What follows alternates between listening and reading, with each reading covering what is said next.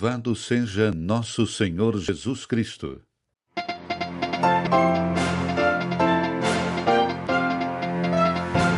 O boletim de notícias da Rádio Vaticano, Vatican News. Bom dia. Esse é o boletim de notícias da Rádio Vaticano, Vatican News, em língua portuguesa, nesta sexta-feira, 2 de maio. Nos estúdios, Silvanei José. O Jubileu dos Trabalhadores, Empresários e Funcionários começa hoje no Vaticano. Os membros da União Cristã de Empreendedores e Dirigentes viverão a peregrinação do Ano Santo neste sábado, dia 3 de maio, junto com os seus funcionários e famílias. O presidente Galletti, uma escolha que olha para a mensagem do Papa Francisco para a empresa e o mundo do trabalho, para trabalhar juntos, sem contrastes. A União Cristã dos Empreendedores e Dirigentes participará neste sábado, 3 de maio, do Jubileu dos Trabalhadores, com mais de 500 membros, entre empresários, gerentes e profissionais provenientes de todas as regiões da Itália. Eles farão isso junto com seus colaboradores e familiares, reunindo-se em Roma para atravessar juntos a Porta Santa da Basílica de São Pedro e para participar da celebração da Santa Missa. É uma escolha compartilhada. Empresários e colaboradores unidos para celebrar o valor do trabalho e o profundo significado dos negócios à luz da doutrina social da Igreja, explica Gianluca Galletti, presidente nacional da UCID, a União Cristã dos Empreendedores e Dirigentes. O falecimento do Papa Francisco, acrescenta ele, dá a esse momento uma emoção e um significado ainda maiores. Seu ensinamento, com a Laudato Si e com todo o seu pontificado, nos orienta na construção de uma comunidade de trabalho baseada na cooperação e no respeito mútuo, superando os contrastes extemporâneos de hoje. O valor do trabalho humano, a responsabilidade social corporativa e o diálogo entre empresários, dirigentes e trabalhadores estão no centro do caminho da UCID, que há muito tempo iniciou um diálogo estável também com instituições, representantes sindicais e o mundo dos negócios. Estamos convencidos de que o futuro do tecido produtivo italiano passa pela colaboração entre capital e trabalho, sob o signo de relações industriais construtivas, que podem encontrar na doutrina social um apoio moral e intelectual de grande valor, destaca Galletti. Atravessar a Porta Santa, esclarece Stefania Brancaccio, secretária-geral da UCID, representa não apenas um gesto de fé, mas também um compromisso concreto de construir empresas que saibam ser lugares de vida, crescimento e esperança para as pessoas. Papa Francisco nos chamou para sermos testemunhas da esperança e queremos começar construindo novas relações dentro dos locais de trabalho, com atenção especial para as mulheres e seu envolvimento no mundo das empresas. O programa prevê o encontro às 12h30 deste sábado, horário local, na Piazza Pia, a procissão ao longo da Via della Conciliazione e a entrada solene pela Porta Santa. Finalmente, às 15 horas locais, a celebração eucarística na Basílica de São Pedro, presidida por Dom Francesco Savino, vice-presidente da Conferência Episcopal Italiana e concelebrada pelo padre Antonio Mastantuono, consultor eclesiástico nacional do UCID. A UCID tem na Itália mais de 3.000 pessoas inspiradas pela doutrina social da Igreja e é uma emanação direta da Conferência Episcopal Italiana. Francisco tinha a China em seu coração. De uma fonte de Asia News, o relato sobre como os católicos chineses estão vivenciando a morte de Francisco. Muitas frases e imagens do Papa compartilhadas nas redes sociais locais. Na dor do luto prevaleceu a alegria de proclamar o amor. Raimundo Lima. Uma fonte da agência Asia News, que vive na China continental, compartilhou este relato de como a morte do Papa Francisco está sendo vivenciada entre os católicos chineses. uma visão da qual emerge um afeto e uma consciência de ser parte da Igreja Universal. O Papa tinha a Igreja Chinesa em seu coração, assim como me tinha em seu coração.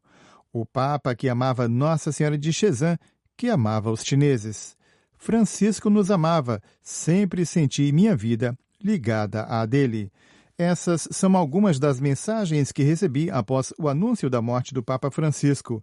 Assim que a notícia foi divulgada, os grupos de WeChat se encheram de orações e palavras amáveis dedicadas ao Papa.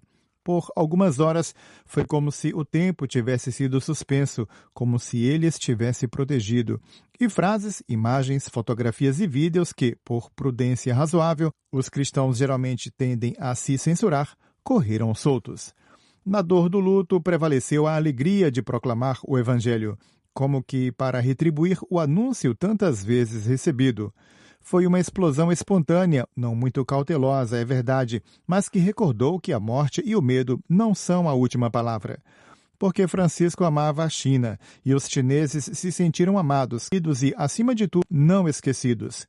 Por meio do coração do Papa, eles se descobriram como o centro pulsante. Os testemunhos de amor e de sincera ação de graças são muitos. Um garoto chinês me contou que Francisco tinha uma imagem de Nossa Senhora de Chezan em seu quarto e disse que rezava todas as noites pela China. Não sei se isso é verdade, mas isso pouco importa, porque o ponto é que aquele menino e sua comunidade, a partir daquele momento, perceberam que estavam unidos para sempre ao Papa. Sentiram-se igreja. Assim, o Papa das periferias, que veio quase do fim do mundo, fez com que a periferia se sentisse como o centro. Uma senhora idosa me disse que o sonho de sua vida sempre foi visitar o Vaticano. Ela sabe que isso nunca será possível, mas como sabe que Francisco também sonhava em visitar a China, ela está feliz por compartilhar o mesmo sonho impossível do Papa. Nos últimos anos, Francisco assumiu posições que, às vezes, exigiram uma carga extra de confiança das pessoas. De fato, a dificuldade da situação, cada vez mais dura e complexa, não é obscurecida aqui, mas a complexidade foi acolhida, não apenas porque o Papa é o Papa, mas porque ele ama a China e assume a responsabilidade por decisões difíceis. Há também uma curiosidade saudável por parte dos chineses não cristãos em relação a uma figura universal muito distante de sua mentalidade. Em conversas informais, é possível perceber a desinformação que existe sobre o assunto. Uma professora, por exemplo, me perguntou se o Papa já havia estado na China e ficou surpresa quando expliquei por que ele não poderia, enquanto outra estava convencida de que o Papa era o líder da Itália. Portanto, nestes dias, respira-se um sentimento de grande gratidão pelo vento de abertura que o Papa foi capaz de mediar, por esse movimento de encontro entre centro e periferia que elimina as fronteiras e nos faz respirar um novo ar, o ar de igreja.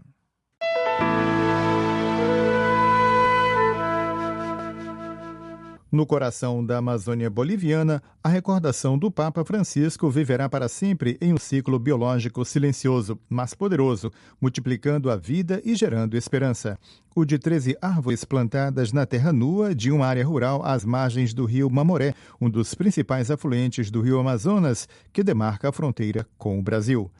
Eu e a comunidade local fizemos o plantio em 26 de abril, o dia das exéquias, junto com uma delegação da Adveniat, uma instituição de beneficência de católicos alemães, para honrar a memória de um pontífice que trabalhou até o fim para defender nossa floresta e nosso povo, ameaçados por uma destruição crescente, disse Dom Eugênio Cotter, vigário apostólico de Pando e administrador apostólico do Vicariato de Reis, à mídia vaticana.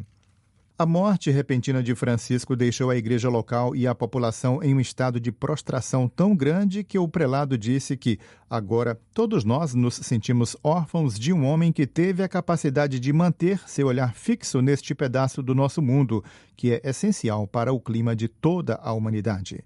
Foi um olhar pelo qual, por muitos anos, nos sentimos acompanhados, começando com a encíclica Laudato Si sobre o cuidado da casa comum. Perdemos o nosso mentor. Toda essa atenção de Francisco pela Amazônia também teve origem na 5ª Conferência Geral do Episcopado Latino-Americano e do Caribe, realizada em Aparecida, São Paulo, em 2007, e cujo documento final foi redigido graças a Bergoglio, então arcebispo de Buenos Aires. Uma continuidade ininterrupta de intenções e ações se estendeu ao longo do pontificado, gerando uma consciência global sem precedentes. E sobre isso, Dom Cotter não tem dúvidas. O Papa deixou claro que a defesa da Amazônia não é apenas um problema de alguns ecologistas apaixonados ou de um grupo disperso de ONGs, mas diz respeito a todos os seres humanos. No fundo, ele universalizou a questão da mudança climática, dando-lhe a dimensão da responsabilidade social. Mas tem mais. O Papa, explica o vigário apostólico de Pando, conseguiu fazer com que os cristãos se reapropriassem das questões ambientais, tomando São Francisco de Assis como modelo e reafirmando que é preciso dar uma resposta às emergências ecológicas que extraia sua força de uma experiência mística que permita ao cristão reconhecer o rosto de Deus na criação. Os poderosos locais, os administradores públicos e os políticos, no entanto, fizeram ouvidos moucos, não modificando nem 1 milímetro seus modelos predatórios em relação à floresta amazônica. Entre as pessoas comuns, os pequenos, os indígenas, não foi assim. Entre eles, a atenção aumentou a ponto de surgirem respostas simples e eficazes a partir de baixo, que estão tentando reverter a tendência de exploração dos recursos. Eles perceberam que não haverá futuro para ninguém se a Amazônia continuar a ser usada para a extração indiscriminada de madeira, a pecuária intensiva, a agricultura de monocultura e a mineração de ouro que contamina os rios com mercúrio. No entanto, é a macropolítica nacional que não mudou. Na Bolívia, somente no ano passado, 14 milhões de hectares de floresta foram queimados. A igreja local, a igreja missionária, a das comunidades rurais, a dos padres que viajam incansavelmente pelos rios e pelas florestas para encontrar seus fiéis, não deixa de compartilhar com a população o esforço por uma consciência cada vez mais capilar, como ensinou o Papa Francisco. Em nossa realidade boliviana, as associações e os movimentos, especialmente aqueles formados por jovens, pedem à igreja, à Caritas local, ajuda e apoio para poder implementar projetos de microeconomia sustentável e saudável que respeitem o meio ambiente. Esses são sinais eloquentes da vontade de alcançar um novo mundo. Agora que o Papa Francisco se foi, precisamos que a Igreja Universal, a partir de Roma, continue a defender a Amazônia.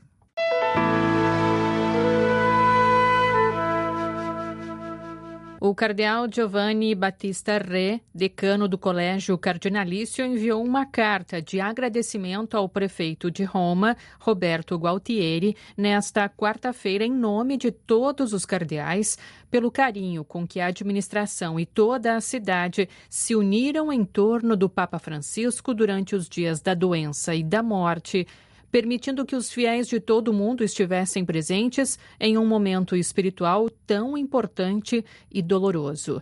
A missiva era datada de 28 de abril, 2 dias após o funeral e 3º dia de Novendiale, o período de luto e oração pelo pontífice falecido, além de congregação geral em preparação ao conclave.